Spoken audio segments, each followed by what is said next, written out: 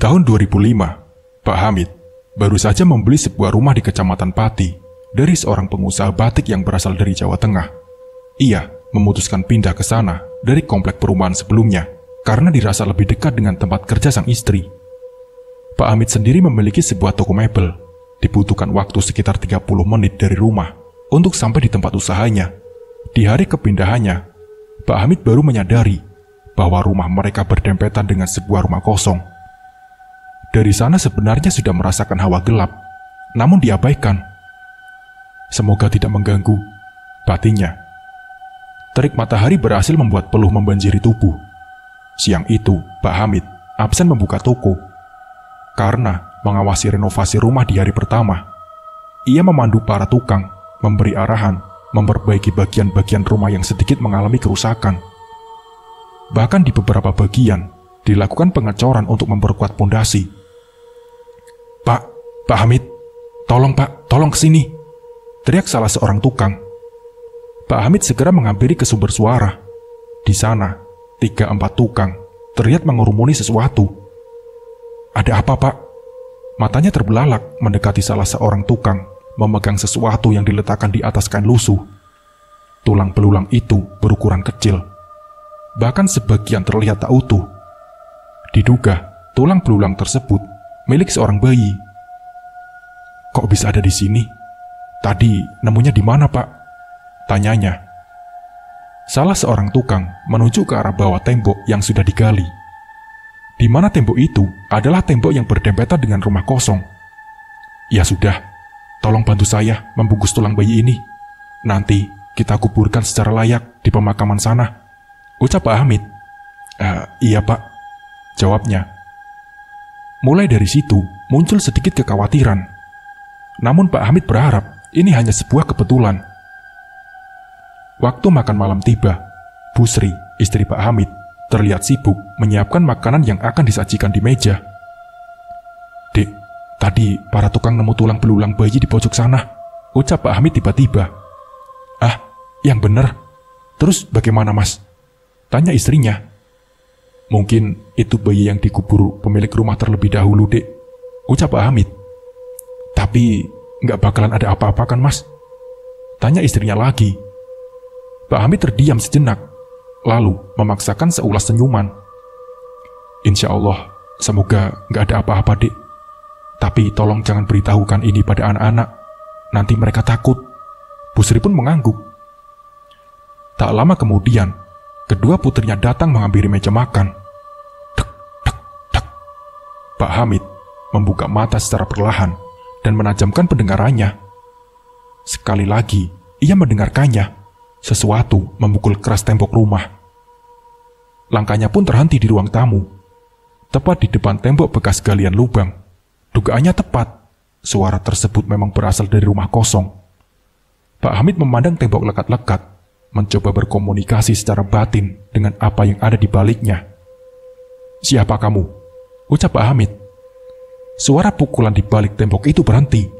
Tiba-tiba terdengar suara tawa yang berat dan menggema dari sana. Siapa kamu? Kenapa kamu memukul tembok rumah saya? Bentak Pak Hamid. Laki-laki, hanya ada suara tawa menggelegar, seolah mengejek.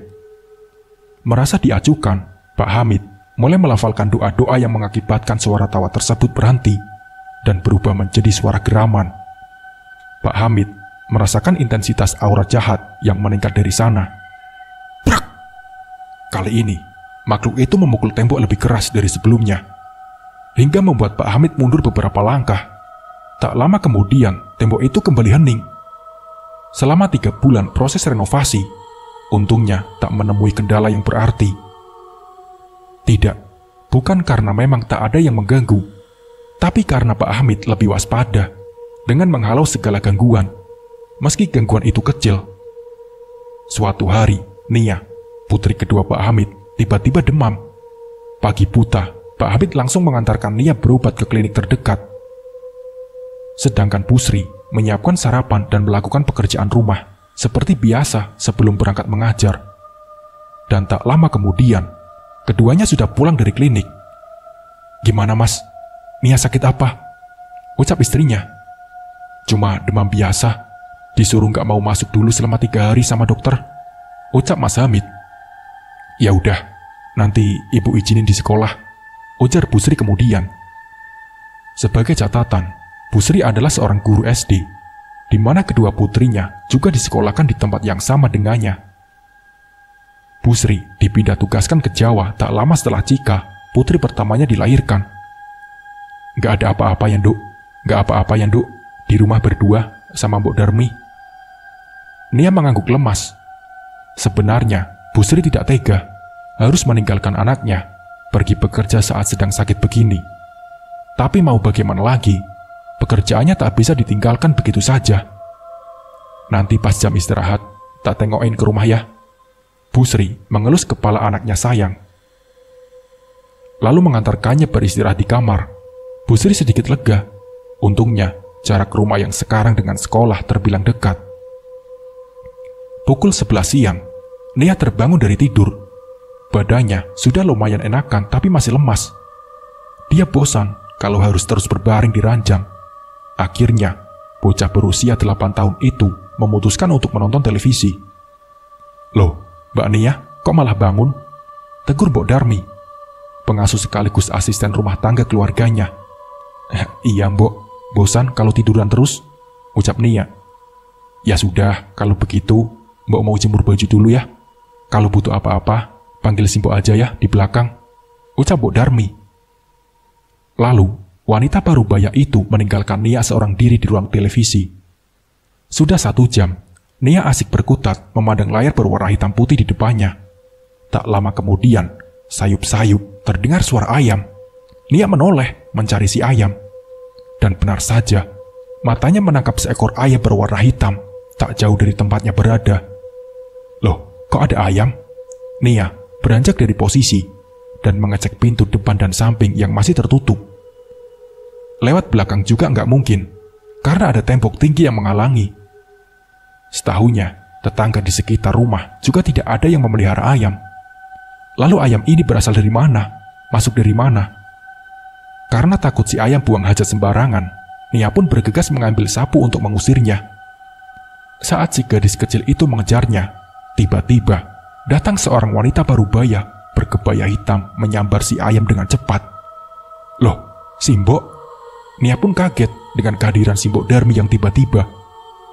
Biar saya saja yang bawa ayam ini keluar, Mbak, ucapnya singkat. Lalu, Mbok Darmi menggendong si ayam keluar menuju pintu depan.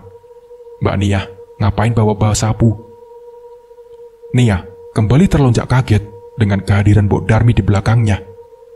Loh, Mbok bukannya barusan ke depan bawa ayam? Tanya Nia memastikan. Mbok Darmi mengerutkan kening dan tampak berpikir sejenak. Lah, kan Simbo dari tadi kan di belakang habis jemur baju, jawab Simbo. Nia pun kebingungan dengan kejadian barusan.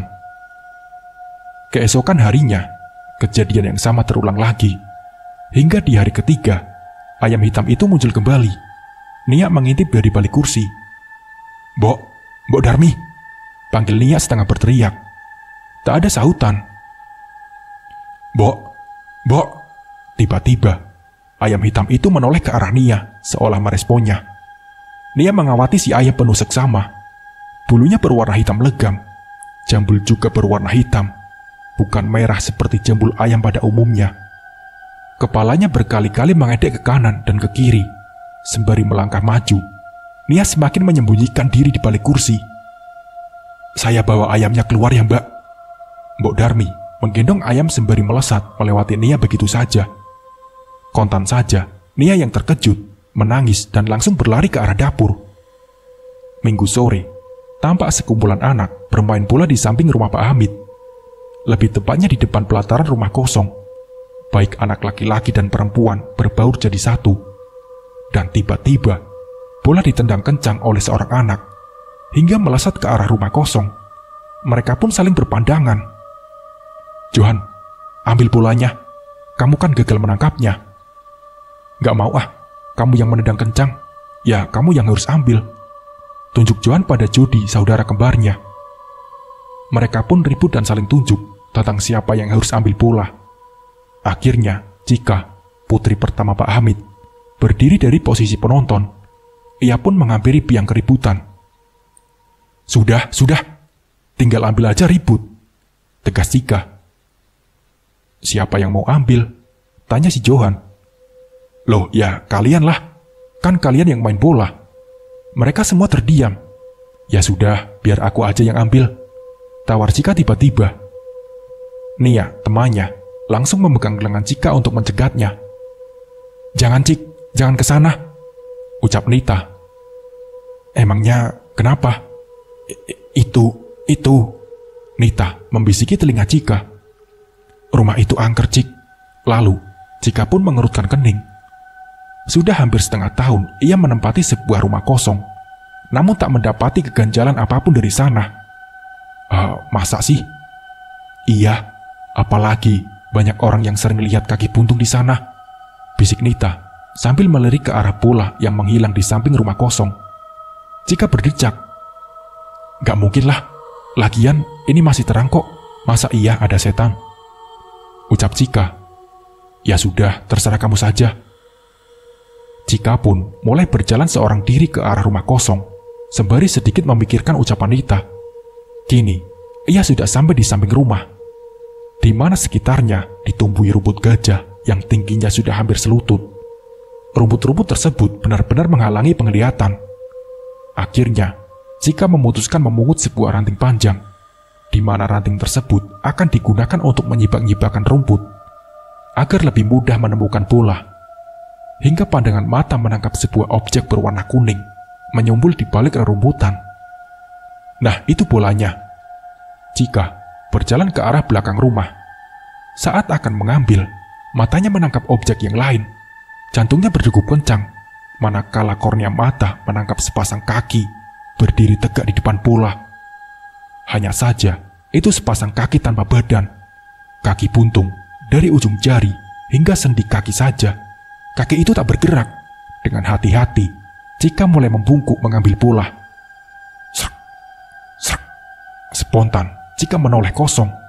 Hanya rimbunan semak. Matanya kembali ke arah posisi tadi. Namun, kaki buntung itu sudah menghilang. Tanpa menunggu lagi, Cika langsung berlari sekencang-kencangnya meninggalkan tempat tersebut. Di lain tempat, Pak Hamid terdiam mematung, memandangi rumah kosong itu dari kejauhan. Matanya memicing, mencoba menembus ke dalam, bertanya-tanya misteri apa yang tersembunyi di baliknya. Dari mata batin, ia hanya melihat sekumpulan makhluk-makhluk tak kasat mata, tingkat menengah berseliweran, seperti apa yang terdapat pada tempat tak berpenghuni biasa. Tapi, kenapa auranya terasa jahat dan pekat sekali? Sekilas, tercium bau anyir. Hanya saja, tertutup dengan bau yang lain. Seperti aroma menyan berbaur dengan wangi melati yang menyengat. Entahlah, yang jadi masalah, energi negatif dari rumah kosong itu sering berseliweran juga ke rumah, hingga mengakibatkan gesekan energi yang cukup kuat antar dimensi. Hal itu membuat hawa rumah menjadi panas. Tak jarang, kedua putrinya juga terkena imbas. Cika dan Nia jadi sering sakit-sakitan. Padahal Pak Hamid hampir setiap hari membersihkan energi-energi negatif itu dari rumah. Bahkan sekarang, ia jadi jarang ke masjid, karena lebih memilih mengajak keluarga kecilnya berjamaah di rumah saja. Awal mula kekhawatiran muncul ketika ia mendapat laporan dari Nia, anak keduanya, tentang kemunculan Ayam dan Mbok Darmi yang menjadi dua. Setelah kejadian itu, demamnya makin menjadi, karena ada energi negatif yang masih menempel pada Nia. Mau tidak mau, Pak Hamid meruat Nia tiap malam dengan membacakan ayat kursi 7 kali, lalu ditiupkan di ubun-ubun.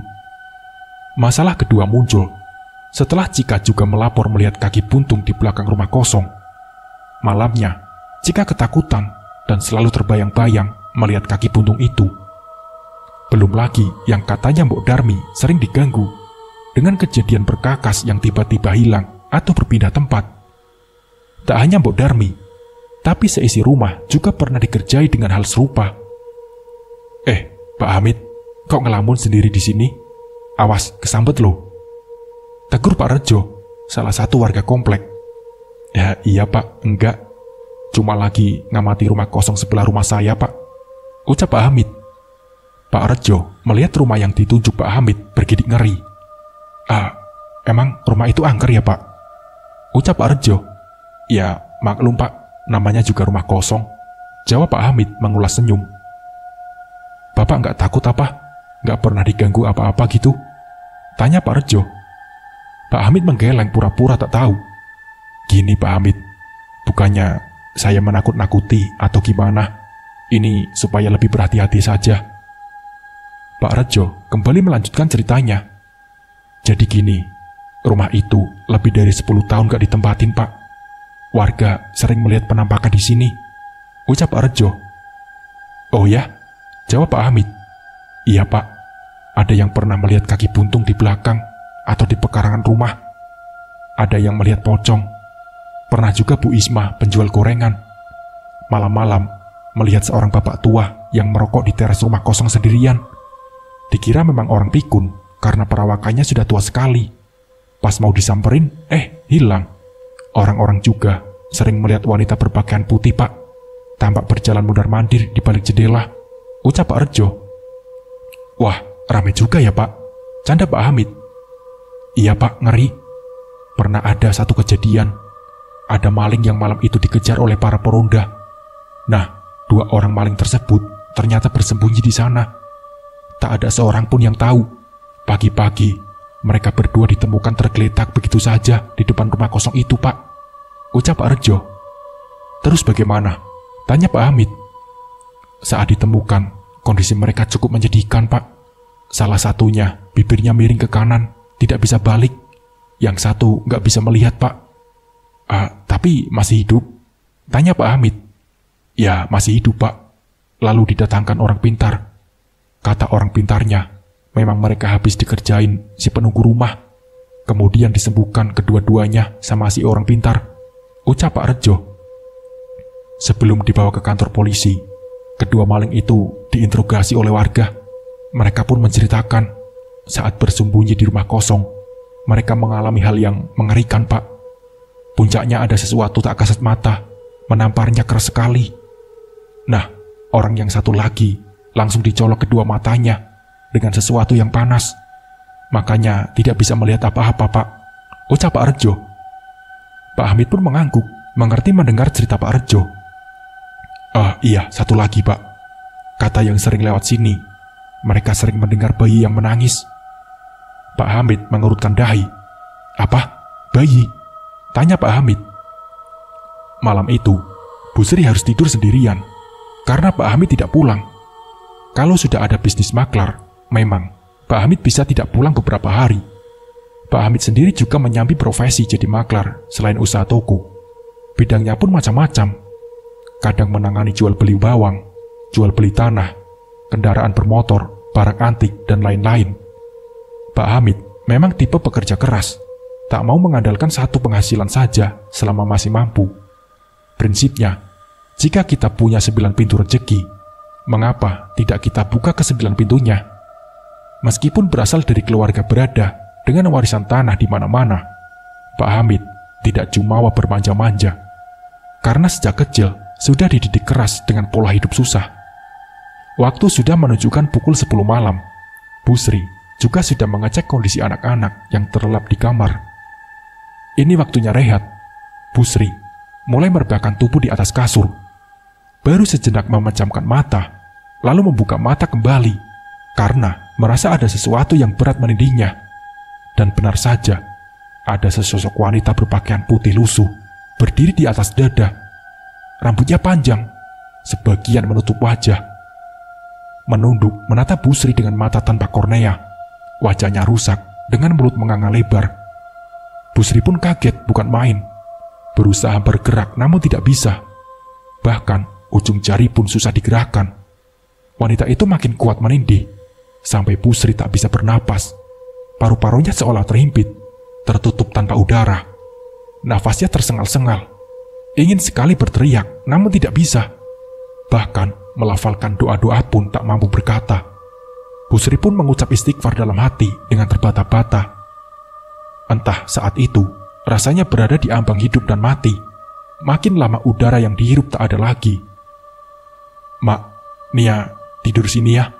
ucap Nia. Bu Sri terbangun dengan nafas tersengal-sengal.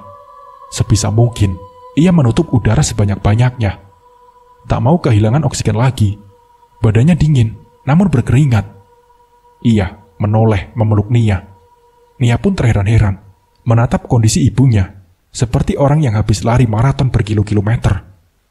"Makasih, Nak. Makasih," ucap Bu Sri terbata-bata. Benar, Bu Sri baru saja mengalami ketindihan.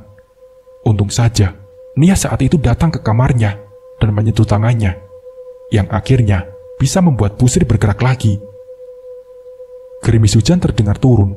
Tetesan airnya berdetik jatuh ke atap rumah, menghasilkan irama rintik di sekitarnya. Udara menjadi semakin dingin, berhasil menyeruak masuk ke dalam rumah. Bersamaan dengan itu, Bu Sri kembali harus berhadapan dengan sosok wanita berwajah rusak.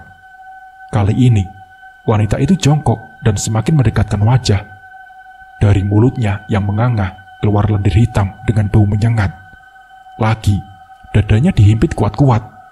Rongga paru tak bisa dimasuki oksigen. Bu Sri berjuang sekuat tenaga untuk bergerak. Rasa takut makin membuat makhluk itu menjadi kuat.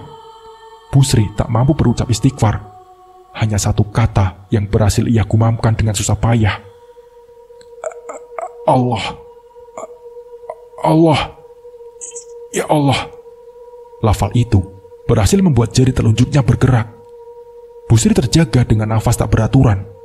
Ini sudah yang keberapa kali ia ketindihan sosok wanita itu. Tiap suaminya tidak tidur di rumah, Pak Hamid selalu menyarankan untuk berwudu sebelum tidur. Jangan sampai lupa berdoa. Tapi namanya juga manusia, lupa pasti pernah menginggapinya. Di saat lengah seperti itu, Bu Sri pasti mengalami ketindihan. Dan makhluk yang menindihnya selalu sama, sosok wanita berwajah rusak. "Mas, gimana ini? Aku sering ketindihan wanita berwajah rusak. Stres aku, Mas, lama-lama. Mengejar sampai nggak bisa konsen," keluh Bu Sri pada suaminya. Matanya berkaca-kaca. Pak Hamid memandang istrinya tak tega. Bukan tak pernah berbuat apa-apa. Pak Hamid sendiri susah menemukan keberadaan wanita berwajah rusak itu. Setiap berada di rumah, dicari. Bahkan dipancing pun, sosok itu tak berani menampakkan diri. Tapi kenapa malah mengganggu istrinya terus-menerus? Pak Hamid mulai kesal. 3 minggu setelahnya, Pak Hamid kembali pamit tidak pulang selama 2 hari karena harus pergi kulak barang mebel di daerah Jepara.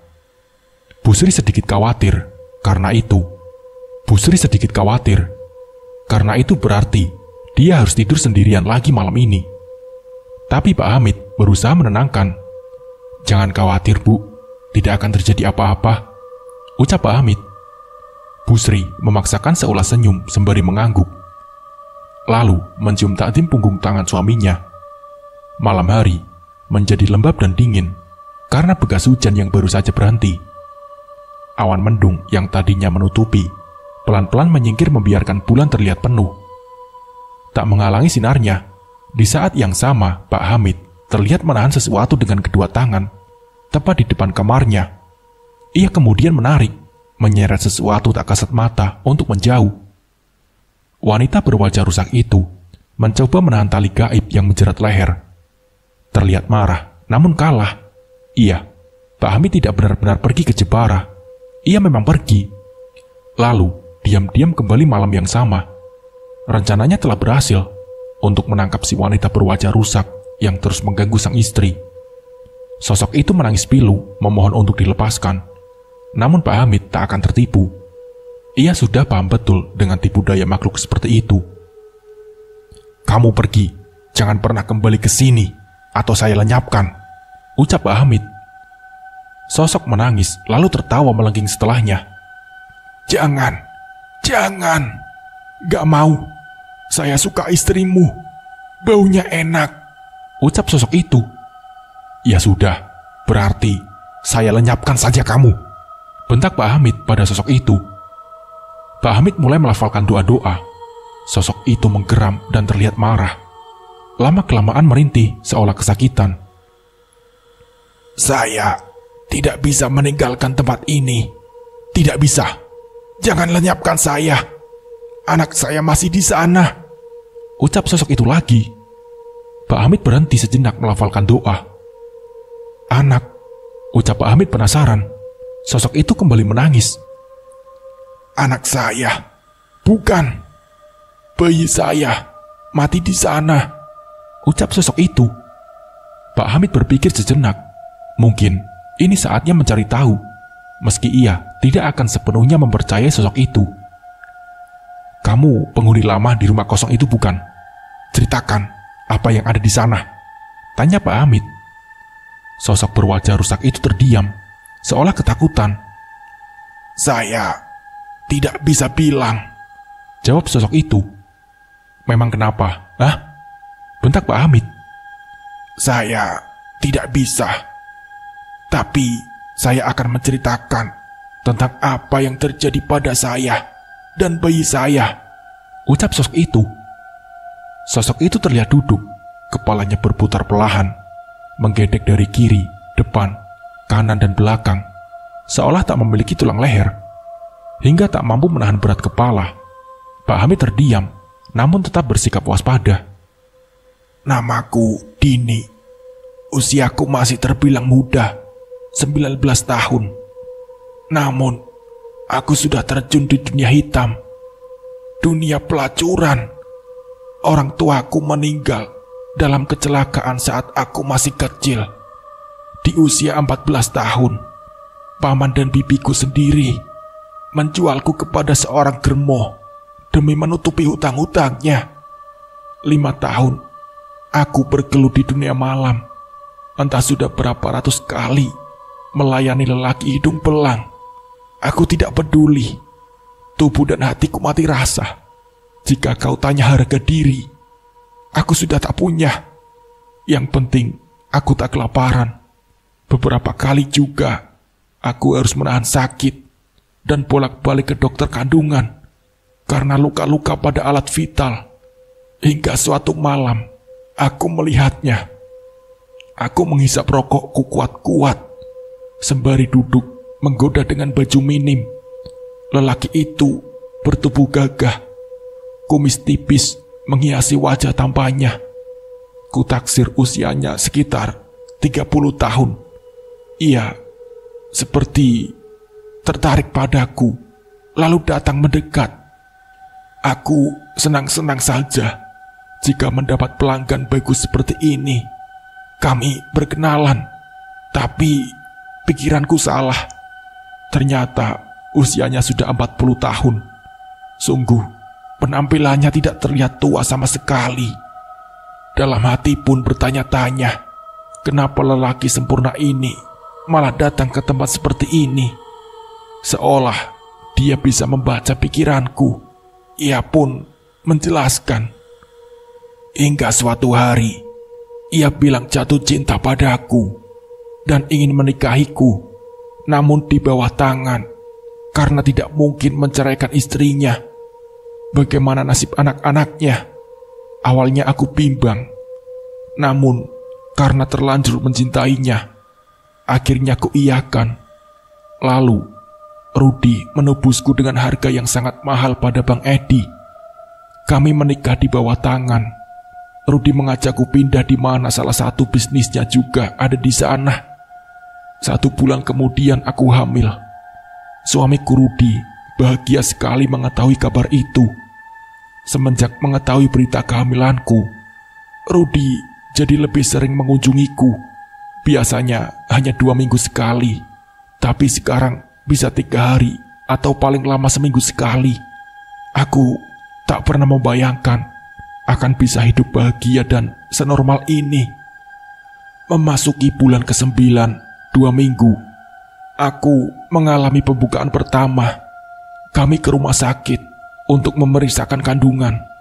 Dokter bilang, mungkin tak sampai 24 jam aku akan melahirkan. Beralih ke sudut pandang Dini, Rudi sedikit terkejut.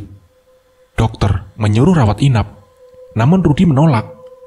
Akhirnya, kami pulang dengan 1000 pertanyaan di kepalaku. Saat sampai di rumah, ia menyuruh pembantu kami mengemasi barang-barangku untuk persiapan kelahiran. Kulihat dia menuju ke pesawat telepon dan menelpon seseorang Aku tak bisa mendengar jelas apa yang dibicarakan, karena tiba-tiba saja aku merasakan kontraksi. Mobil kami melaju menuju keluar kota. Aku terdiam, tak ingin melontarkan pertanyaan. Melihat ekspresi suamiku yang juga lebih banyak diam, tibalah kami di sebuah rumah yang ada di pinggiran kota. Rumahnya cukup besar dan memiliki pekarangan yang luas. Di sekelilingnya ditumbuhi pohon mahoni yang cukup rindang. "Ini di mana, Mas?" tanyaku saat menuruni mobil. "Kamu akan melahirkan di sini," jawabnya singkat. Seraya menyuruh sopir mengangkat seluruh barangku dari bagasi. Di depan rumah, ternyata kami sudah disambut beberapa orang. 2 orang berpawakan ibu-ibu dan 3 orang laki-laki bertubuh besar seperti preman. Salah satunya memiliki penampilan seperti dukun, memakai baju hitam longgar dengan ikat kepala berwarna senada.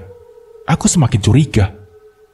Malamnya, aku mengalami kontraksi yang sangat hebat, lebih dari kontraksi sebelumnya. Seorang ibu-ibu yang kutaksir dukun bayi mulai memeriksaku. "Sudah waktunya," ucapnya pada Pak Rudi.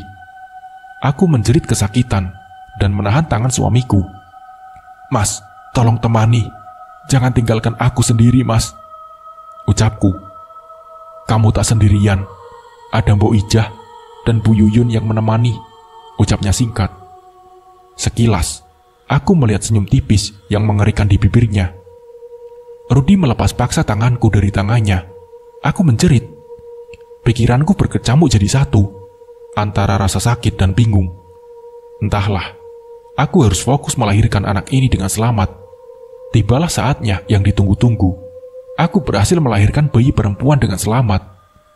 Di sisa-sisa tenagaku, Mbok Ijah datang mendekat dan menunjukkan bayiku yang cantik. "Lihatlah, sepuas-puasnya, sebelum aku membersihkannya," ucap Mbok Ijah misterius. Aku mengerutkan kening sejenak, lalu kembali memandang anakku penuh sayang. Tak lama kemudian, Mbok Ijah mengambil anakku. Aku tak bisa berbuat apa-apa, karena tubuhku terasa sangat lemah. Samar-samar, kulihat bayi perempuanku dibersihkan dan dimandikan dengan air bertabur bunga. Lalu, dibungkus dengan kain berwarna merah. Rudi mulai memasuki ruangan dan mengambil bayiku. Dia memandangku sekilas, lalu keluar bersama Mbok Ijah dan Bu Yuyun, meninggalkanku begitu saja. Aku benar-benar merasa aneh. Naluriku sebagai ibu menyuruhku untuk bergerak, memeriksa apa yang terjadi.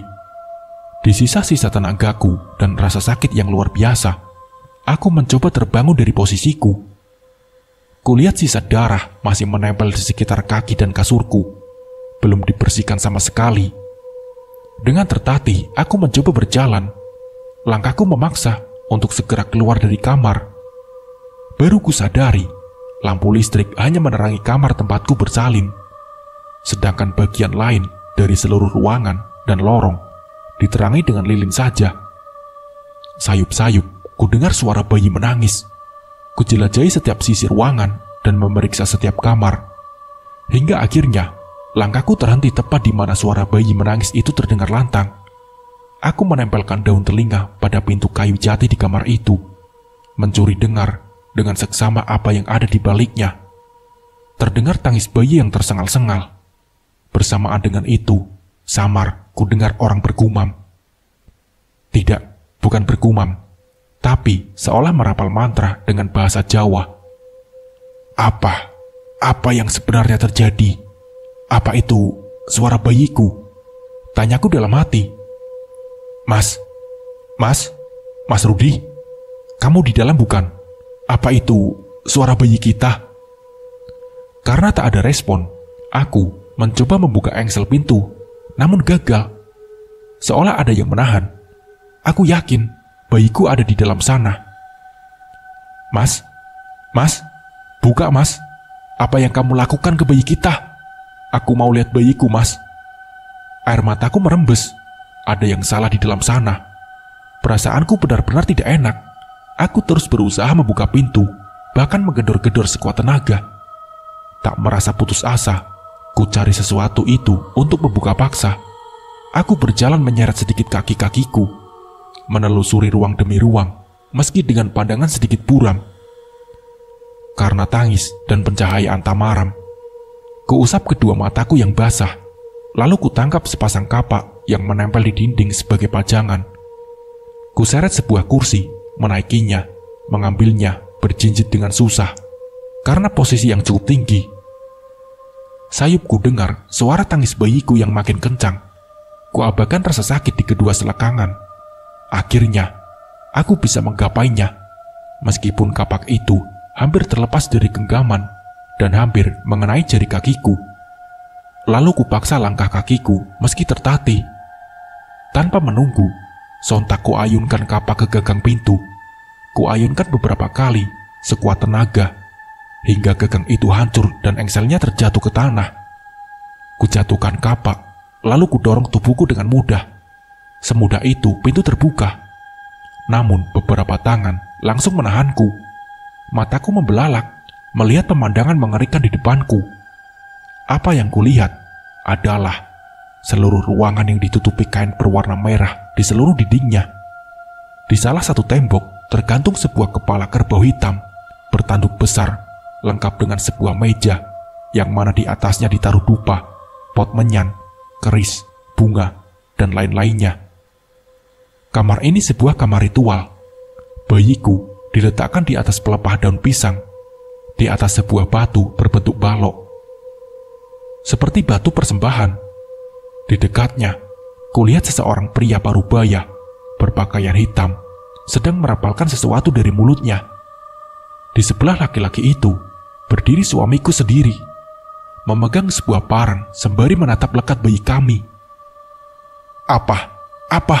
Apa yang akan dilakukannya dengan parang itu? Aku memberontak, berteriak berusaha melepaskan diri. Namun yang memegangiku dua lelaki bertubuh besar. Tenagaku kalah dengan mereka. Iya, mereka adalah preman yang tadi siang menyambutku. Rudi menyerahkan parang pada lelaki berbaju hitam itu. Lalu yang kuduga adalah seorang dukun mulai mengangkat parang. Tepat di belakangnya, kulihat bayangan tinggi hitam besar. Besar sekali, hingga tingginya mencapai batas atap rumah. Aku mendongak, semua terjadi begitu cepat. Parang itu terayun, membelah leher bayiku dengan mudah. Kepalanya menggelinding tepat di bawah kakiku. Tubuh kecilnya sempat menggelincang sepersekian detik hingga tak bergerak lagi. Darah mengucur perlahan, keluar dari nadi leher kecil yang terputus itu. Aku berteriak, meraung, berharap semua yang kusaksikan ini hanya mimpi. Kulihat Rudi menempelkan telapak tangannya pada darah bayi yang masih mengalir. Ia pun mengusapkan darah itu ke wajahnya secara perlahan. Aku tak mampu berkata apa-apa. Di saat yang sama, sesuatu bergejolak hebat dari lambung. Spontan, ku keluarkan semua isi dalam perut. Lalu apa yang kulihat kemudian adalah gelap seluruhnya. Jadi, kamu langsung mati saat itu? Belum. Lalu, matinya kenapa? Depresi, lalu gantung diri. Lalu, di mana Rudi sekarang? Apa yang terjadi dengannya? Apakah dia masih hidup? Tiba-tiba, atmosfer seluruh ruangan turun hingga suhu terendah. Dini menggeram. Cari tahu saja sendiri, ucap sosok itu. Sosok Dini pun berubah makin samar, kemudian menghilang. Pak Hamid menoleh ke sana kemari mencari keberadaannya. Sial, dia melarikan diri rupanya, ucap Pak Hamid. Baiklah, akan saya cari tahu sendiri. Paling tidak, saya mendapat sedikit petunjuk, ucap Pak Hamid. Sudah 1 bulan, Busri akhirnya tak pernah ketidian lagi. Namun bukan berarti gangguan yang lain ikut berhenti. Selain mendapat gangguan tak kasat mata, keluarga Pak Hamid sendiri merasa tak aman dengan lingkungan sekitar. Dikarenakan kompleks perumahan Gang Arjuno saat itu sering terjadi pencurian, serta preman-preman yang berkeliaran di kala malam. Pak Hamid pun memutuskan untuk membangun rumah di belakang toko mebelnya. Namun pembangunan juga membutuhkan waktu yang tidak sebentar. Tidak mungkin juga membiarkan keluarganya terus-terusan hidup tak tenang. Satu alasan yang cukup kuat membuatnya mencari tahu tentang rumah kosong agar dapat memindahkan para penghuninya yang cukup mengganggu sekitar. Tapi bukan perkara mudah. Tentu saja, Pak Hamid tak mampu mengatasinya sendiri. Dia butuh bantuan.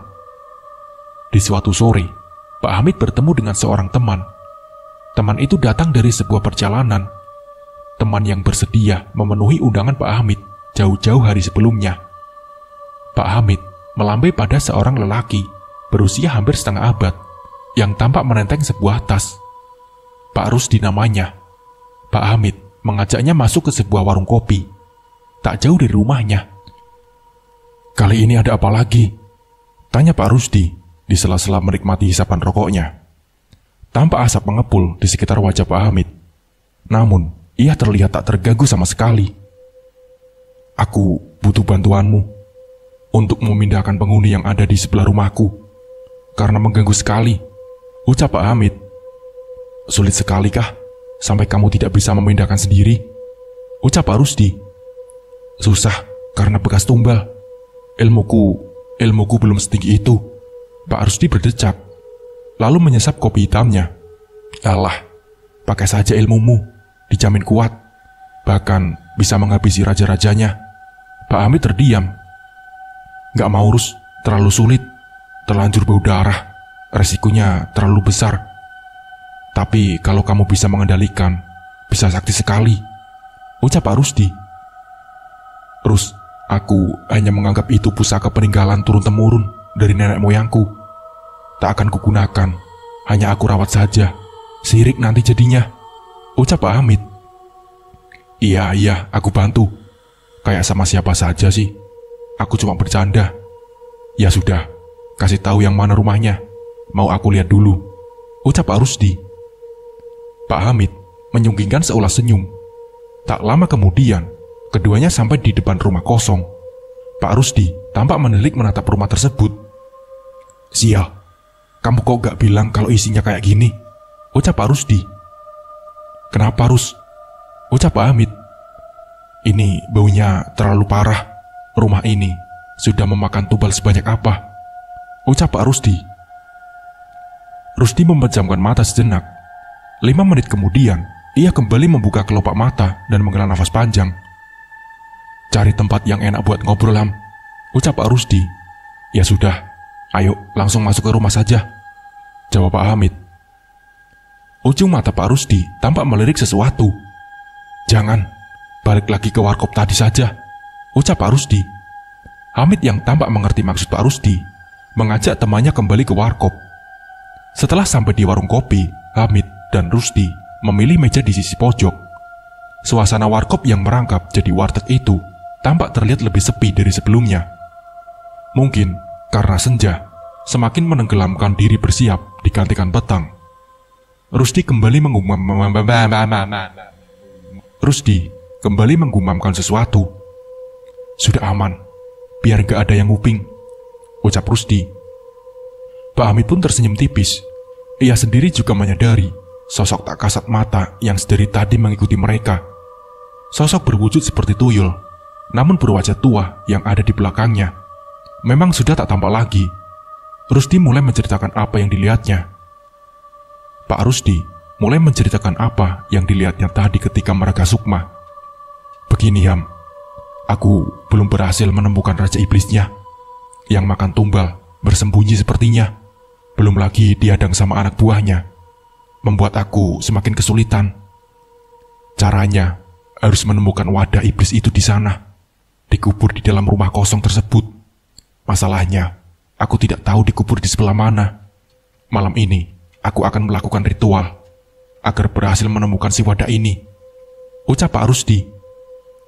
"Kalau butuh apa-apa, kasih tahu aku, Rus. Aku usahakan untuk mendapatkannya," ucap Pak Hamid. Rusdi mengangguk pelan. "Iya, carikan aku barang-barang ini saja," ucap Pak Rusdi. Pak Rusdi memberitahukan apa-apa yang harus dicarikan Pak Hamid. Pak Rusdi dan Pak Hamid adalah teman seperguruan.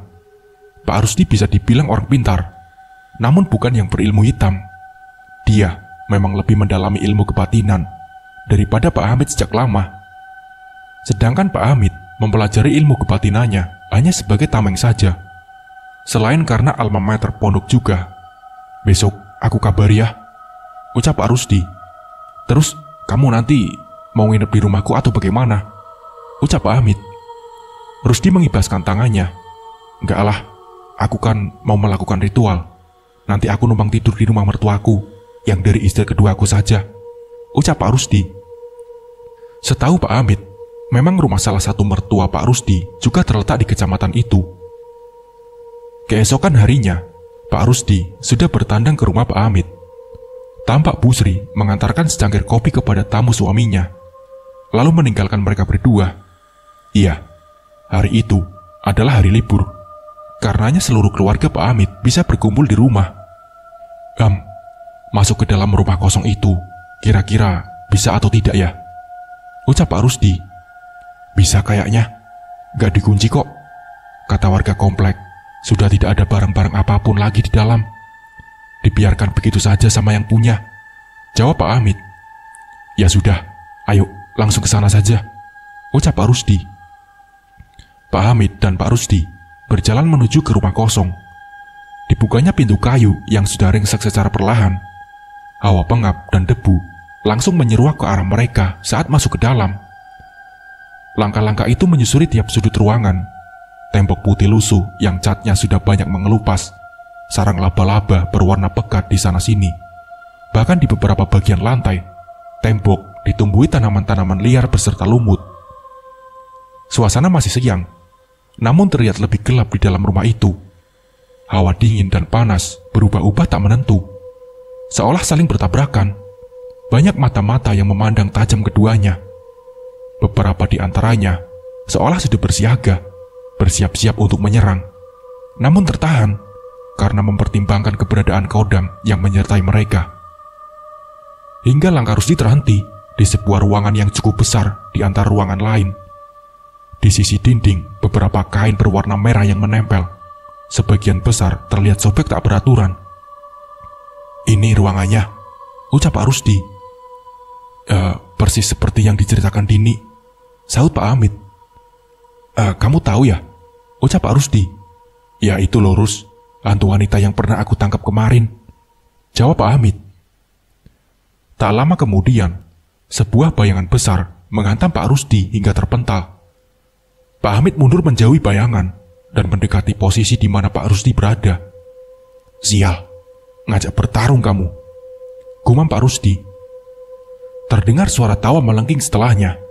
Sosok tinggi besar itu mulai menampakkan dirinya. Ia berwujud kuntilanak berbaju merah, namun setinggi atap. Mundurlah Ham, aku sendiri saja bisa menghadapi ini, ucap Pak Rusdi saat bangkit kembali. Sungguh di luar dugaan, niat mereka hanya untuk melihat kondisi, namun tiba-tiba mendapat serangan dadakan begini. Hamid pun mengangguk, namun tetap saja bersiaga, berjaga-jaga jika terjadi sesuatu di luar kendali. Selanjutnya, Pak Rusdi mulai merapal sesuatu.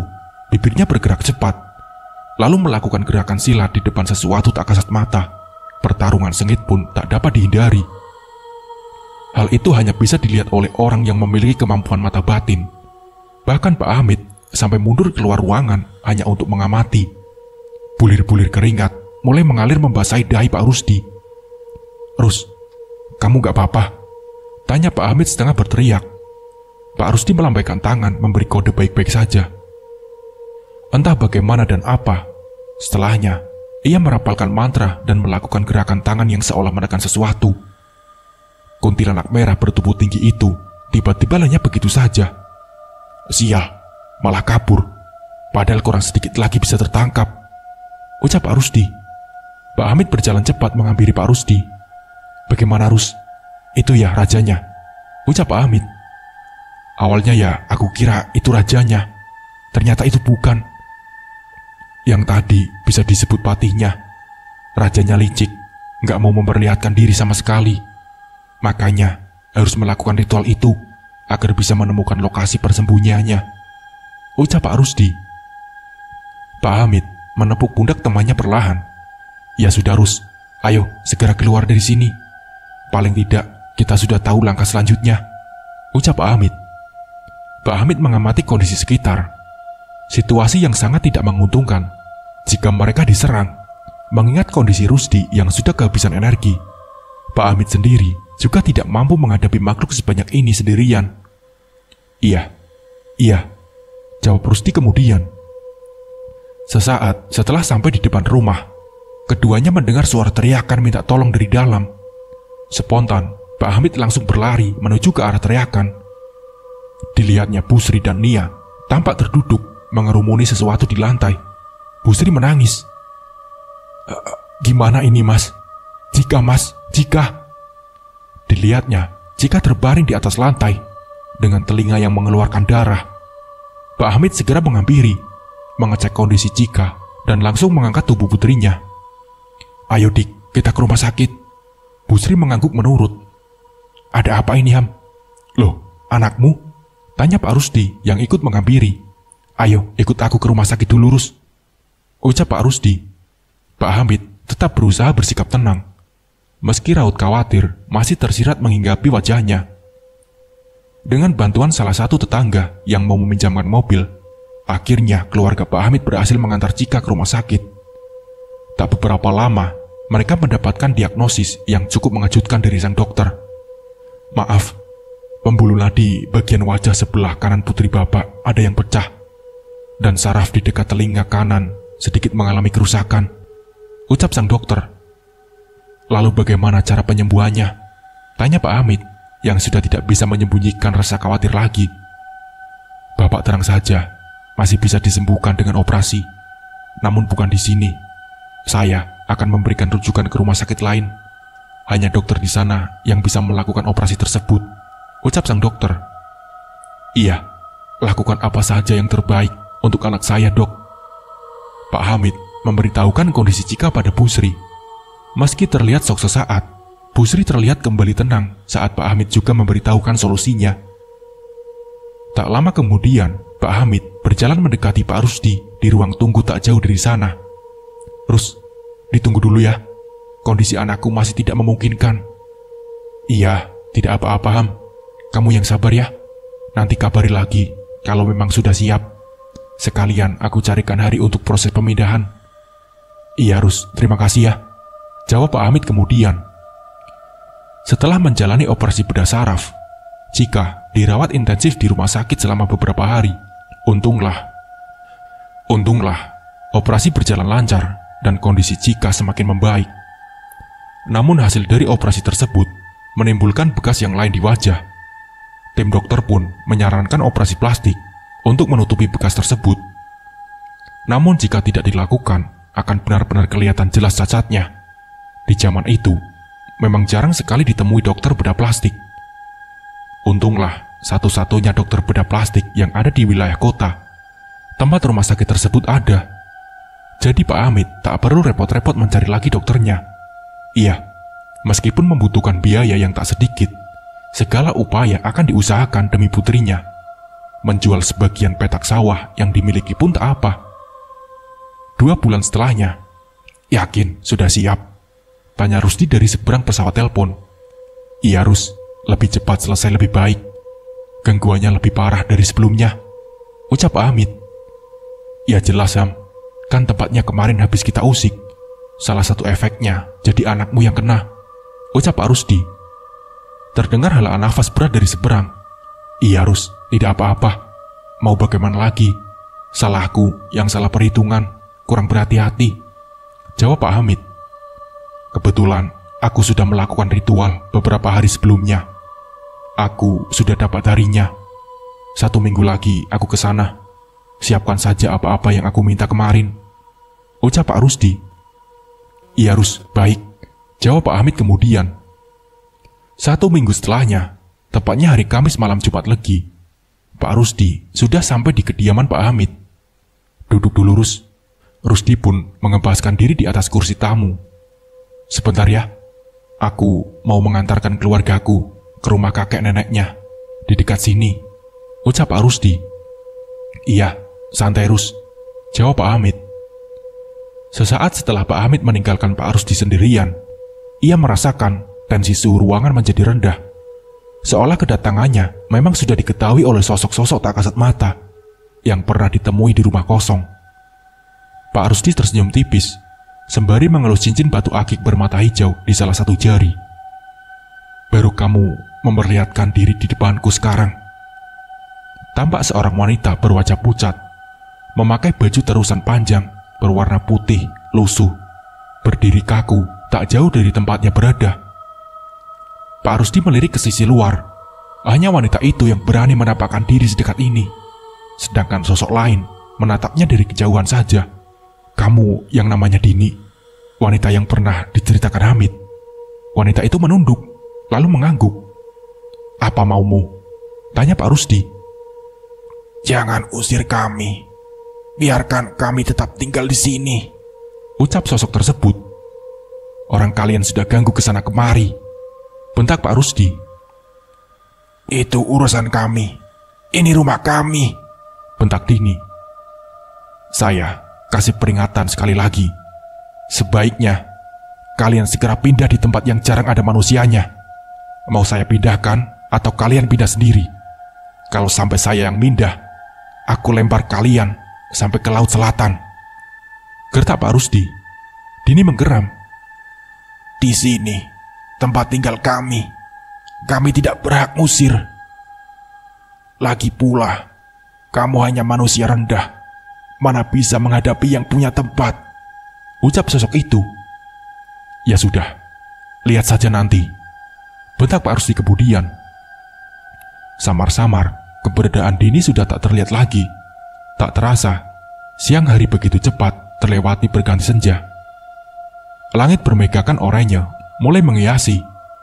Sekelompok burung gereja berjejer rapi, terbang menuju arah pulang. Tampak Pak Hamid mengelilingi rumah kosong, sembari menabur segenggam garam dari sebuah kresek hitam. Tujuannya untuk memberi pagar batas, agar makhluk yang ada di dalam tidak melarikan diri, dan makhluk yang berada di luar rumah kosong tidak bisa masuk begitu saja. Kebetulan, komplek perumahan sedang sepi saat itu, jadi tidak ada yang akan menanyakan macam-macam apa yang dilakukannya. Dimulai habis isya ya?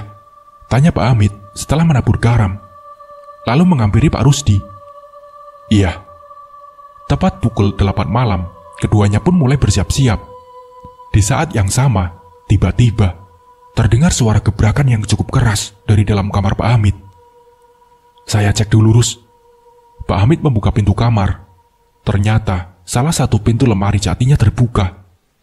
Tampak sesuatu yang dibungkus kain mori tergeletak di atas lantai. Pak Hamid pun mengambilnya. Di dalamnya ada keris, sebuah keris hitam berukuran yang sedang bergetar hebat. Pak Hamid merapalkan doa, lalu keris itu terdiam. Ia pun kembali meletakkan ke dalam lemarinya. Saat berbalik dan akan keluar kamar, benda itu keluar dan terjatuh lagi. Pak Hamid mengembalikan sesekali lagi, hingga sebanyak 3 kali. Akhirnya ia menghela nafas, sembari membawa keris berbungkus kain mori dalam genggaman. Aku membawa ini gak apa-apa. Dari tadi keluar terus dari lemari. Kalau tidak dibawa, pasti bakal buat kerisuan dengan yang lain, ucap Pak Hamid, sambil mengeluarkan pusaka tersebut dari bungkus kain mori. Maksud dengan membuat kerisuan yang lain adalah membuat onar dengan pusaka-pusaka koleksinya dan peninggalan milik Pak Hamid yang lain, karena tiap pusaka selalu ada isinya. Kini mereka sudah berada di ruangan berdinding kain merah. Di dalam rumah kosong, Pak Hamid meletakkan sebuah petromak di tengah-tengah ruangan sebagai penerangan. Suasana dalam rumah begitu hening dan dingin. Pak Rusdi mengeluarkan barang-barang persiapannya dalam tas, mengeluarkan seikat tali putih, dan menyerahkannya kepada Pak Hamid. Ini ikatkan pada pintu, dari ujung yang satu ke ujung yang lainnya. Terserah mau diikatkan bagaimana, yang penting tak lepas, pinta Pak Rusdi. Setelah persiapan selesai, Pak Rusdi berdiri bersedekap, lalu memejamkan mata. Pak Hamid berdiri di belakangnya. Melihat punggung Pak Rusdi, mengamati sekitar sambil berjaga. Pak Rusdi perlahan membuka mata. Angin dingin berembus pelan menerpa wajah. Diamati sekitar, dia berada di atas rumput-rumput ilalang, di tengah lahan yang luas. Di depannya berdiri rimbunan pohon mahoni tinggi, membentuk sebuah hutan. Langit malam begitu kelam, tak menampakkan bulan apalagi bintang. Ini sisi dunia lain ia pun mulai melangkahkan kaki menuju ke dalam hutan. Hutan begitu hening, tak juga terdengar suara binatang. Pak Rusdi terus berjalan, sesuai arahan bisikan yang didengarnya. Entah sudah berapa lama ia berjalan, namun tak terasa melelahkan. Hingga akhirnya langkahnya terhenti di depan sebuah gua. Gua itu begitu pekat. Tak gentar, Pak Rusdi kembali masuk ke dalamnya. Meski tanpa penerangan, kornea matanya tetap mampu melihat dalam gelap. Di ujung gua, ia melihat seberkas cahaya temaram. Semakin ia mendekat, semakin jelas bau anyir yang terhirup masuk ke saluran nafas. Begitu sampai, matanya sempat terbelalak. Bagaimana tidak, di dalamnya terdapat puluhan atau mungkin ratusan bayi berdarah-darah, tergeletak begitu saja. Bayi-bayi itu masih bergerak-gerak, meski dalam kondisi mengenaskan. Ada yang kepalanya putus, sebelah tangan atau kakinya hilang, separuh badannya hancur, dan lain sebagainya. Bahkan ada yang masih dalam kondisi bayi keguguran, seperti segumpal daging atau kondisi tubuh yang belum sempurna. Perlahan, Pak Rusdi melangkah dengan hati-hati, melewati kumpulan bayi tergeletak itu. Suara tangisnya mampu memekakan telinga. Jadi, ini bayi-bayi tumbal itu, gumam Pak Rusdi. Lalu, Pak Rusdi sampai di bagian gua yang lain. Di sana, ia melihat sekumpulan orang-orang yang dirantai, dibelenggu di bagian leher, tangan, dan kaki. Orang-orang itu pun kondisinya juga mengenaskan, tak jauh berbeda dari bayi sebelumnya. Di sana, terdapat sebuah singgasana batu yang sangat besar, berdiri sesosok makhluk yang begitu mengerikan. Makhluk itu berkepala kerbau, lengkap dengan tanduk hitam yang kokoh, bertubuh manusia. Sosoknya berjenis kelamin laki-laki, badannya tinggi dan kekar, bertelanjang, namun tak berkelamin. Matanya merah menyala menatap tajam Pak Rusdi. Kamu yang sudah membabat habis anak buahku. Mendengar itu, Pak Rusdi terdiam mendengarnya. Ia pun menoleh, beradu pandang dengan seorang lelaki gagah, berpakaian perang zaman dahulu, yang kini sudah berdiri di sampingnya. Sosok itu adalah kodamnya, yang sudah menjaga keluarganya dari zaman nenek moyang. Pak Rusdi mulai paham. Pantas saja sedari tadi, dia tak menemukan sosok gaib satupun. Rupanya, kodam miliknya sudah menghabisi kroco-kroco penjaga gua, makhluk berkepala kerbau ini. Pak Rusdi melepas sarung keris yang sedari tadi dipegangnya, lalu menantang makhluk gaib berkepala kerbau yang diketahui bernama Kebo Cemeng. Sorot mata merah itu semakin menyelang. Ia pun kembali memanggil anak buahnya yang lain. Perlahan, berdarah tak dapat dielakkan, Pak Rusdi bersama sang kodam mulai menyerang Kebo Cemeng berserta anak buahnya.